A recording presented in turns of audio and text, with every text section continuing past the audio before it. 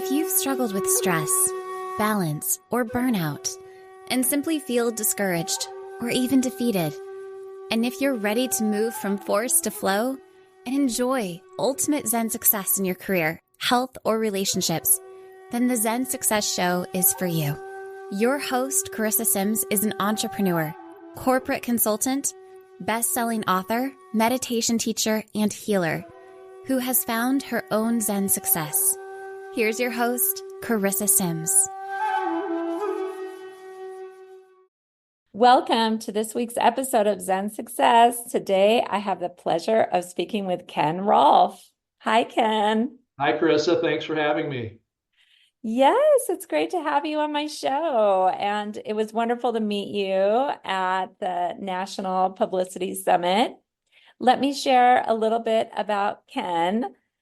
Ken is an author and an attorney. The loss of his wife after a battle with cancer, combined with the arrival of his first grandchild, inspired Ken to write Christmas Sun.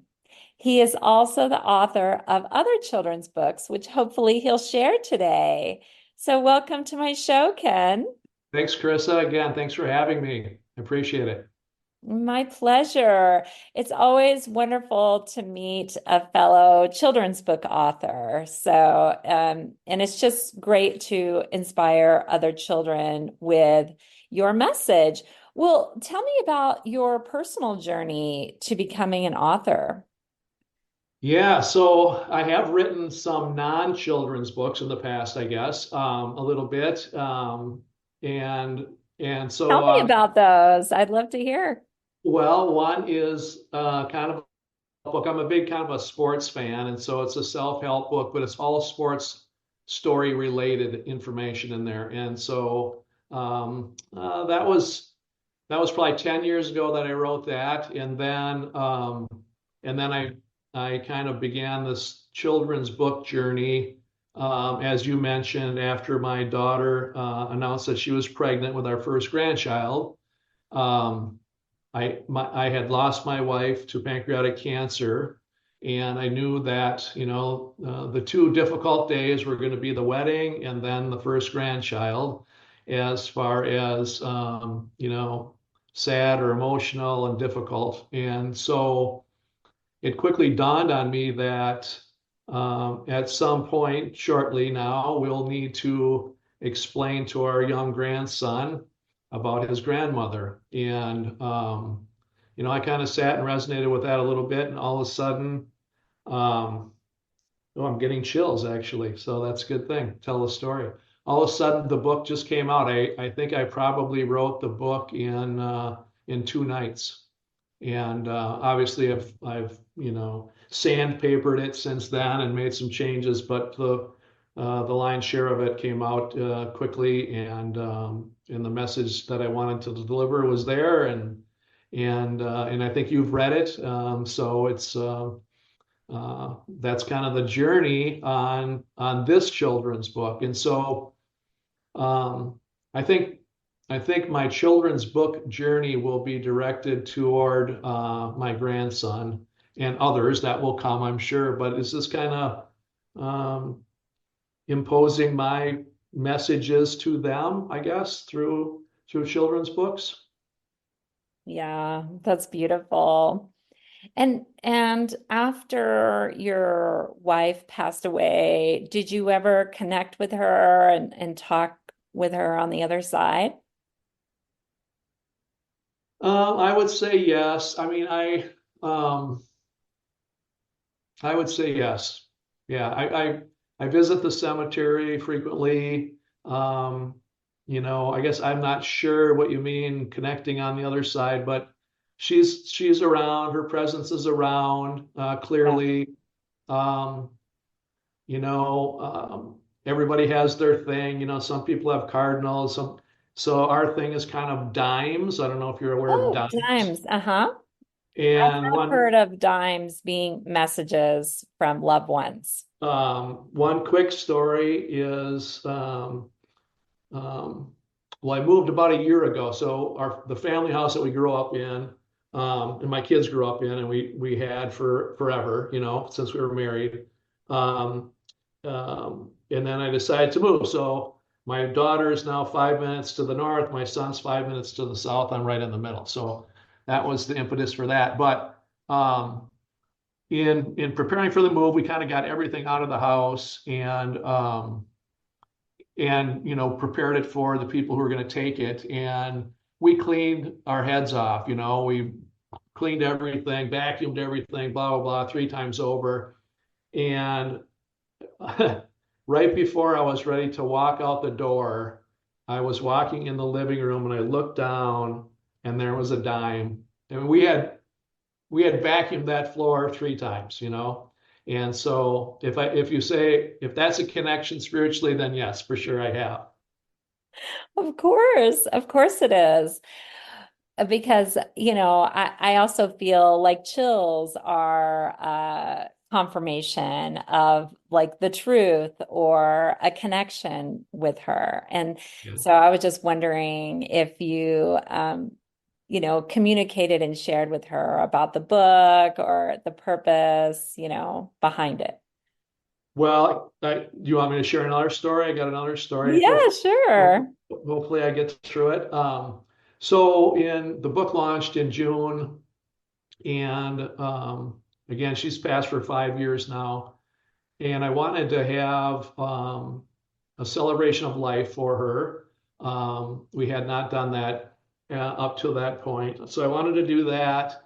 And then also have a first reading of the children's book at that event. And so probably the week before my grandson was born, I went to the cemetery and I live in Minnesota, and our April was miserably cold and rainy and overcast. It was just a kind of a miserable April. And the day I was there, it was the same, overcast and rainy. And I was by her and I shared with her that our new grandson Oliver would be with us in a week, and that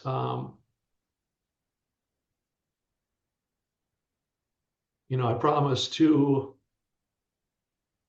keep her memory alive with him and do all I could with about that.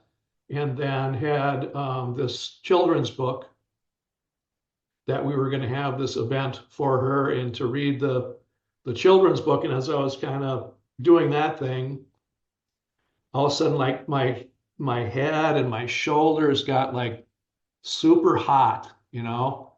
And um, and I looked up, and the sky had literally parted. It not the whole sky, just this one this one hole right above me, and the sun was like beaming down on me. So um, Wow. it was a moving experience for me, and so I knew she was good with what we were doing, and she was with us, as she always is.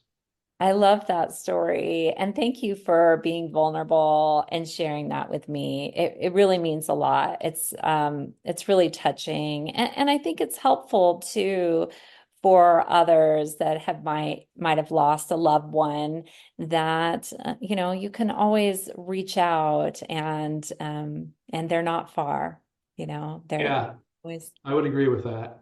yeah, yeah. So let's talk about your book, Christmas Sun. I love the characters. So they have these polar bears. Tell me about the inspiration behind the characters and the story and everything. Yeah, again, I think that it just kind of came out. I kind of sat with the idea, resonated with it, and um, I knew we wanted to, tell the story, um, from a little bit from my perspective as like the grandpa polar bear, and um, the young polar bear comes over for Christmas Eve, and they have fun, um, and then the young polar bear asks grandpa to go in and bake some cookies so that they leave out for Santa and whatnot. And he says, I could really use your grandma's help right now. And the young bear says, who, what? Grandma? Who's grandma? And then we get into the story of telling the young bear about grandma and what she was like and all that sort of thing. So, um, oh, I had one thing I was going to tell you and I just forgot. Shoot, it'll come back to me. Yes, yes, that's fine. That's fine. Oh, I know what it was. So the title, the book is, well, you can share your comments on it too, but the book isn't religious in that aspect. The Christmas part of the book comes from the fact that my wife actually passed away on Christmas Day. And so that's where I tied into that. So there's kind of a few hidden meanings in the book, that probably for our family, but that's how the Christmas part of the Christmas sun came about. And my wife, loved watching sunsets, and so that's kind of how the title arrived, and I kind of went from there. Well, she sounds like an amazing person. It's wonderful. Yeah. And when you read it did you read it to your grandchild? Were you the first to read it to him? No, I was not. So Okay. we're hitting a lot of firsts here, but um, yesterday was my wife's birthday. And so Oh, happy yesterday birthday to yeah, her yes, in absolutely. heaven.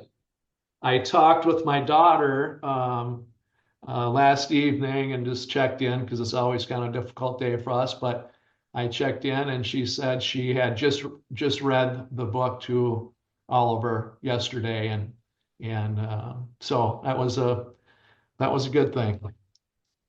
Wow, that's really special. And I Yeah. get to interview you today. And so, did you ask her how he liked it, how he responded? So he's only 8 weeks. Well, no, I'm sure. No, he's not. He's 12 weeks. Sorry, but Okay, two blinks. Yes, it's good. right, right. And So two toes curled up means you have to start over. Okay, Grandpa. right, right, exactly. So I'm sure he was all thumbs up, but I didn't really ask that because I didn't know that Oh, he would have anything to put in on that's so that. touching. I have two kids, and my kids were my inspiration for writing children's books. Um, and one of them's Kinley the Water Dragon. And when my son was in my belly, I started reading to him The Lovables. And it's I don't know if you've heard about that book, but I just I started early with my child in the womb. Exactly. Well, that's good. That's good. Yeah, yeah. So I just feel like, they're so conscious, whether 8 weeks and it's the intention, it's an intention behind your daughter reading this Right. special book in memory of your wife. Right, right. Yeah, no, I agree. And I think, my vision for the book kind of is that, as you know, we tend to remember lost loved ones most around the holidays, for whatever reason, anniversaries, birthdays, all that sort of thing. But the holidays kind of post Thanksgiving through Christmas, or through the end of the year is a time we remember most. So my thought or vision on the book is that it kind of becomes part of your Christmas box, if you will. It gets put Yeah, the tradition. in Mhm. tradition. You bring it Mhm. out, you read the book, and part of the book, kind of the second half of the book, is to select an ornament that represents your lost loved one, Mhm. that you can then hang on the Christmas tree and share stories or memories about them as you're going through that process. So I think it's going to be a good thing to help others, share stories and keep the memory of those that we've lost alive. That's my hope anyway. Yeah, yeah, that's wonderful. And what about from your daughter? How does she feel about the book? Well, so I delivered I delivered the first draft. It was just printed off my printer, you know. I delivered it to When? When? what's that? When? The first draft. I delivered it on Christmas Day Okay. to my daughter last Christmas. So to my daughter and her husband and my son and his significant other. And so they're all four together, and I was unable to be with them. And so I dropped it off, and they read the book. The four of them were on the couch together, and they read the book, and and so Joe, my son, said, you know, he texted me, not a dry eye in the house. He said, Oh, that's what I was thinking. They're all crying. yeah, they apparently there's something I'm not familiar with, but if you're reading something in a group and you're breaking up, you pass it over and say peanut butter or something like so. You pass it to the next person, and then they have to start reading. So he said there was a lot of that going on. Hmm. I think it Yeah. hit home. I think they're very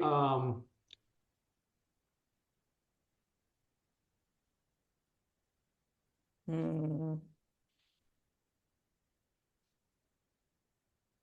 yeah, they're very happy that we're doing this. Yeah. So Yeah. um, This was just released on the Christmas in 2023. well, that's when I gave them the printed copy off my printer, but Oh, okay.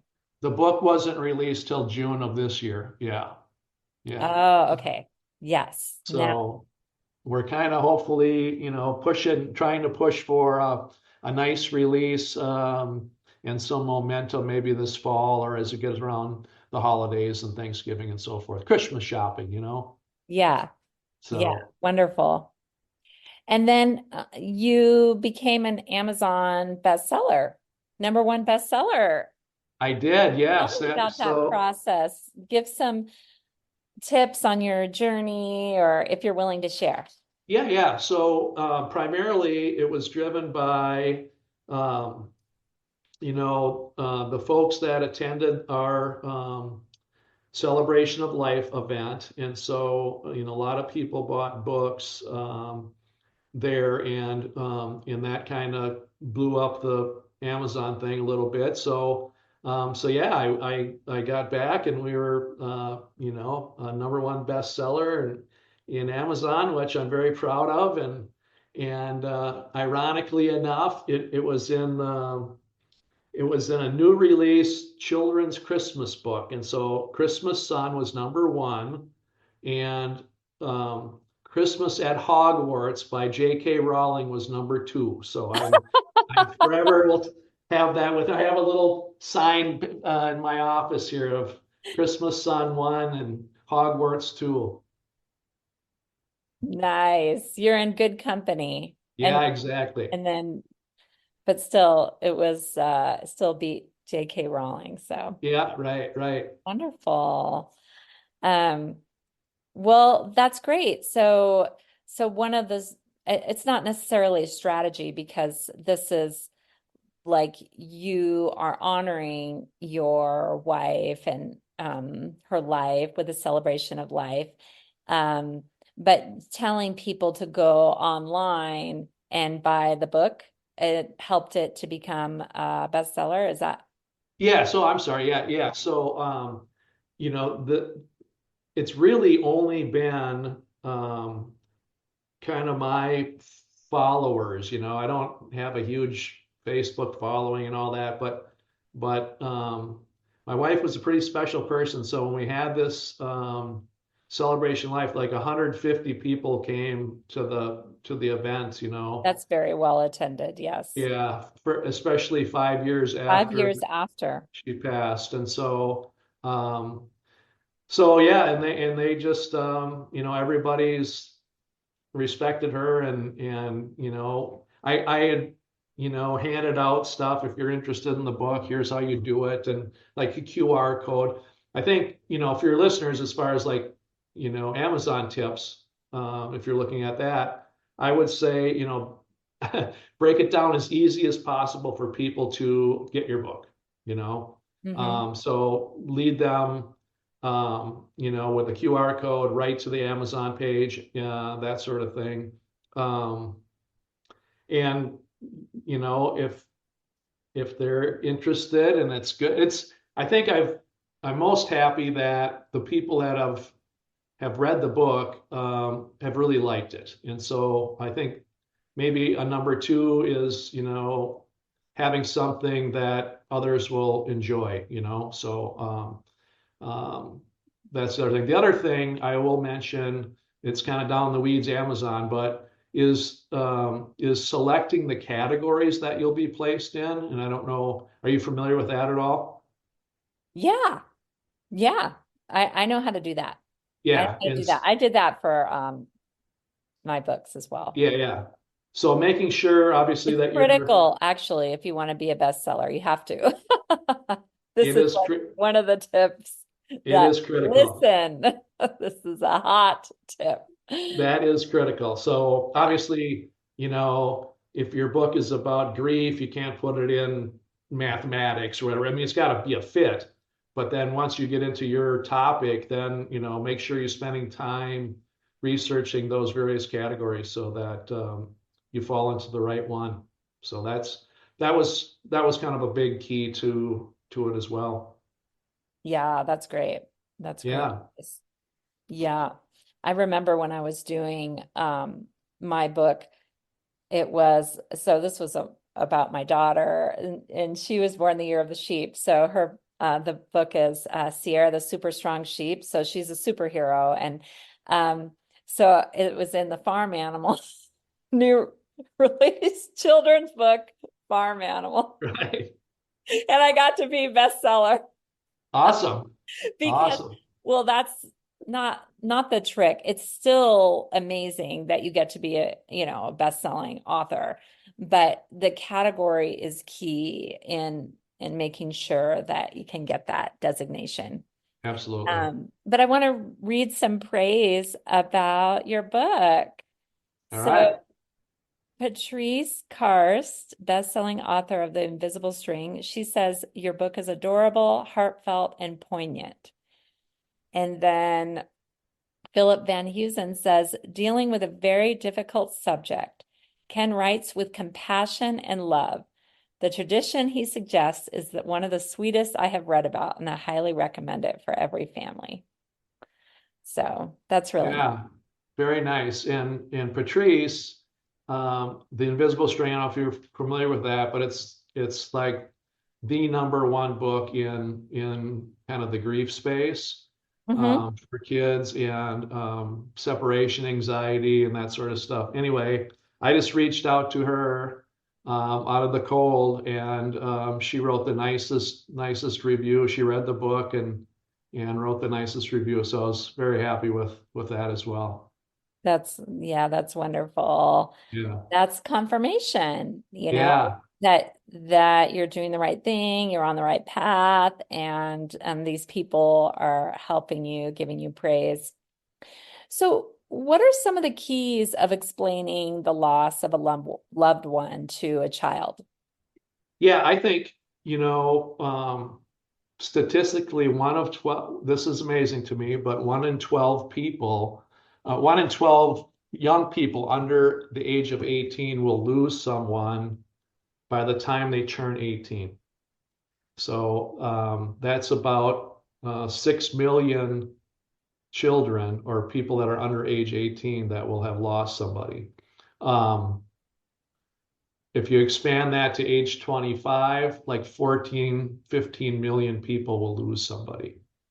So first and foremost, I'm not a healthcare professional. I'm not a grief counselor. This is just kind of my research that I've done to put together. And so if your audience or listeners, find that there is some need for special counseling, they should certainly seek that. But to answer your question, I kind of say, the number one thing is how you can help explain the loss to a young person is put on your oxygen mask.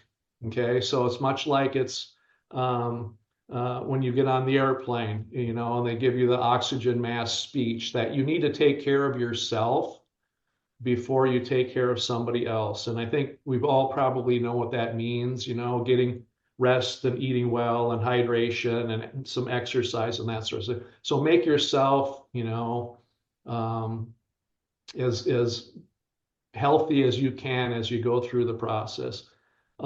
Secondly, I say that everybody wants a cookie cutter solution, but we're not cookies. There's no one way to grieve. Everybody grieves in their own way. And so you just need to allow others to grieve how they feel best to grieve, and don't be judgmental and don't try to solve all the problems immediately. Third, I would say grief has no ETA. There's no, you heard the stages of denial, anger, bargaining, depression, and acceptance, that you're going to go through, but it's not linear. You may experience some of them. You might not experience them. You may jump around and back and forth and whatnot. So it just takes time. There's no timeline for grief. Some may be shorter, some may be longer. Do you want me to keep rambling? Sure. I mean, yeah, I Um, feel like you're rambling. I mean, this is very powerful wisdom that yeah, can yeah, help people, with their grief. yeah. I think the next thing is probably the kind of the first thing that is a kind of a how-to, and that's I call it the no Pinocchio. And that is you need to be honest with the child as you're talking with them. You need to talk with them in, straight, simple, direct language. Um, the child needs to hear the truth from someone that they trust. And to do that, you have to be candid and straightforward, as difficult as it might be. And I think, obviously to avoid euphemisms such as, mommy passed away or mommy went to sleep. I think that's literature would say that's not accurate. Maybe it would be, I'm very sad that your dad had a heart attack and the doctors were not able to fix that, and unfortunately he's died. Hmm. So So be very clear and specific that they clearance, die. yeah, Hmm. yeah. And then the next thing is we all have two ears and one mouth for a reason, and that is so that we can listen. Let the child's questions, direct your responses. They'll direct you where to go, but still be honest and direct back to them. Simple language, age appropriate language.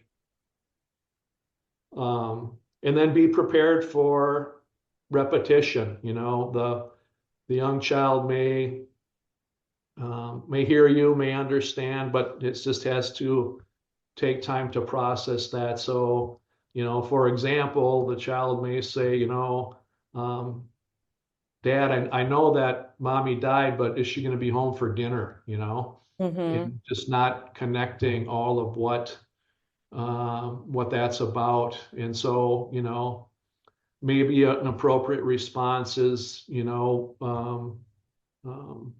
Sam, mommy won't be home for dinner tonight, but if you want, we can take out our family picture album. We can look through that and talk about mommy and that sort of thing. So, but again, being candid and um, honest with them, I think is most appropriate, age appropriate language.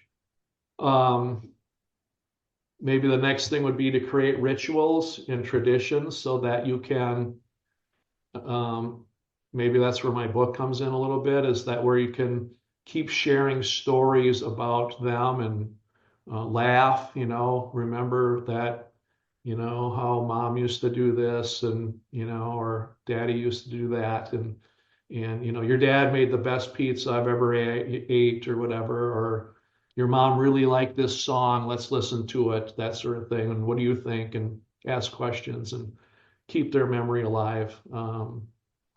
You know, for example, for us, with my wife passing on Christmas Day, Christmas is kind of a different time for us. And so what we've decided to do as far as a new ritual is we go together to a cabin, but we go a couple of weeks in advance of Christmas, so that we celebrate around the 15th of December, um, so that the actual Christmas day is not interfering with that. Mm, okay. That's nice. So, So, um, h- go ahead. yeah. Well, how can you inspire others to shift their grief into creativity and writing books, doing something meaningful? Like it's almost like a legacy or something. Yeah, thank you. It didn't start off as a legacy. It started off as a need to, or as a vehicle really to help our family explain the loss to our grandchild. And then as I thought about it more, I mean, there are a lot of people that, first of all, everyone has someone that they've lost. Hmm. So, this book is written for children, but really applies to all adults and whatnot. So a lot of the reviews that I've gotten back is like, yeah, this is a children's book, but this is a great book for adults to, again, really the message of the book is to share the memories of someone who's gone. So, I think whatever your, passion is and your message is, if you're, I'm a lawyer, I'm not super creative. So whatever is your message, you can be creative and have your message come out. It just came out from the heart, so it'll come out. That's my piece of inspiration. If you have something that's in your heart, it will come out. Hmm. How do you feel it helped heal you in your Yeah. I process? well, I think probably in the last 6 to 9 months since I've gone through the writing of it, um, the message it delivers, and then holding the celebration of life, I really have kind of processed more grief than I probably had up until that time. And so for me, it's been very, very helpful on helping me process grief for sure. Yeah, that's wonderful. That's Yeah. wonderful. And maybe unexpected.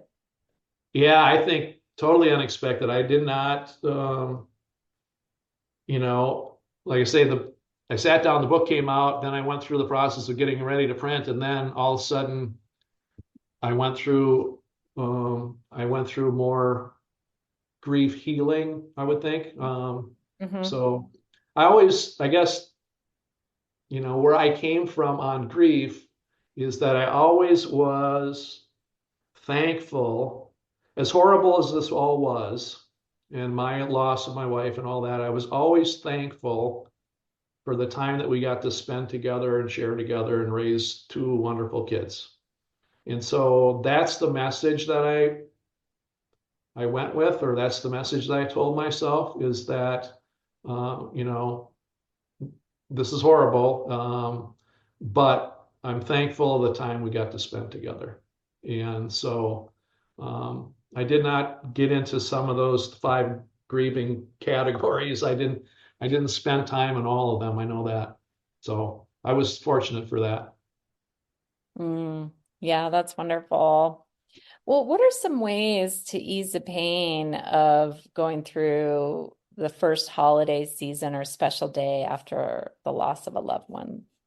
Yeah, I think probably the biggest one, and this might not be for everybody because some people are planners, some people are not, but I think this is important, and that is to kind of have a family meeting where you can get together and talk about how you're going to um, get through the holidays. So, for example, someone may say, I want to decorate or place outside lights, decorate the outside of the house, because that's what dad always did. That's really important to me to do that.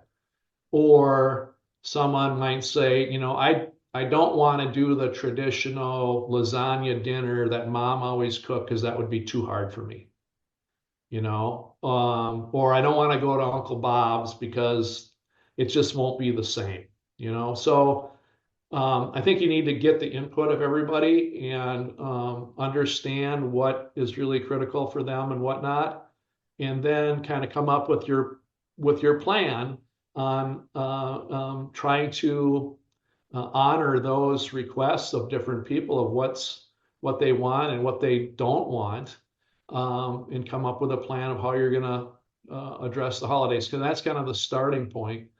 The second thing is, and I'm a firm believer of this, and that is don't don't let people tell you what you should or should not do. This is all about you and your family and how you're going to make it through this. And so, there's a lot of everyone has an opinion. Most people do, and most people share that with you. But I think you have to just set your own course on this, um, and give yourself permission to do whatever you feel is best and be easy on yourself. If you don't end up going to that event that you always went to, that's okay if that's where you fall. So I think the third thing is, celebrating traditions and how you're going to handle that. Like, if you always sent out holiday cards, are you going to do that this year? Or are you not going to do that this year? Are you going to attend some faith or community service? Yes or no? Are you going to visit the cemetery or a memorial spot for your special person? There's just a million questions that when you sit down, you can think about how are we going to handle all this, and what do you guys want to do? Is that so? Should we go together or do we go separately? Um, um, Interesting side story, but our family, for whatever reason, we have always gone separately to the cemetery.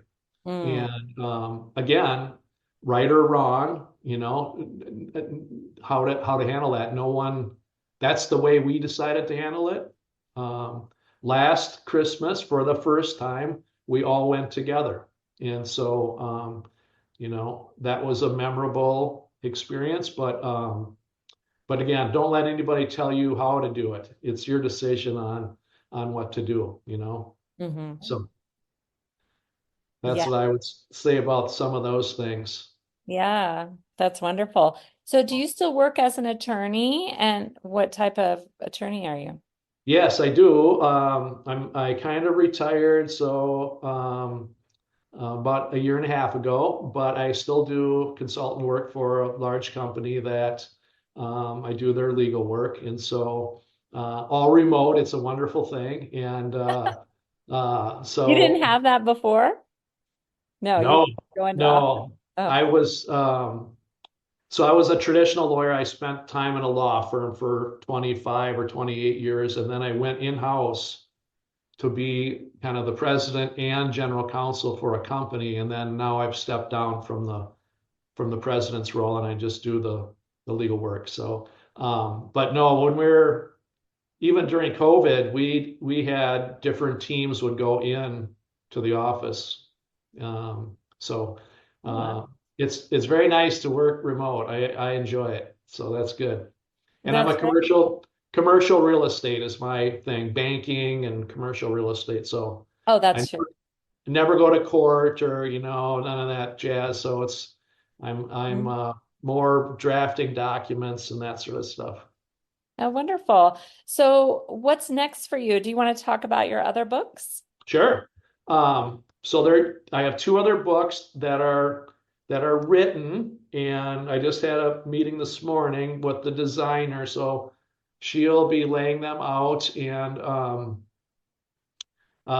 we're going to probably release them after the beginning of the year, so January.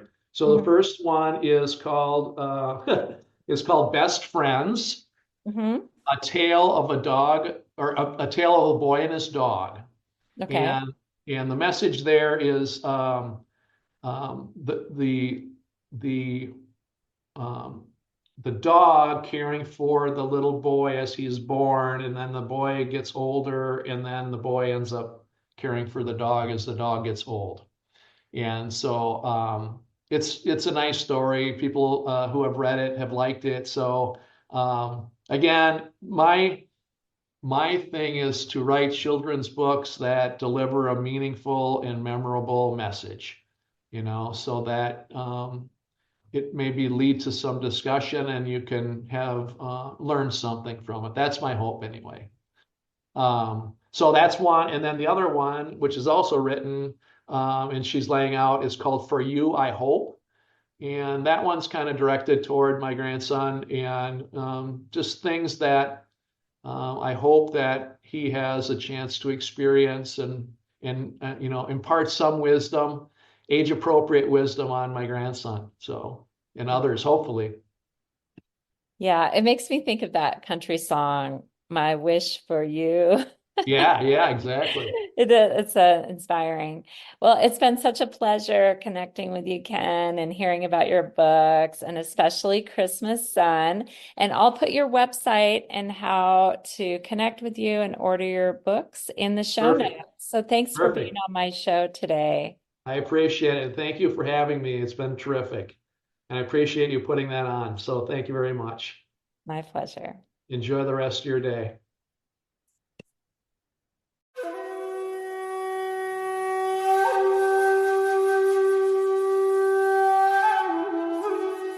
That's it for today's episode of Zen Success. Head on over to iTunes, Google Play, Spotify, or wherever you listen to shows. Subscribe to the show and share with friends. Be sure to head on over to ZenSuccessShow.com to help you on your Zen success journey. And join us on the next episode. May you find your own Zen success in life.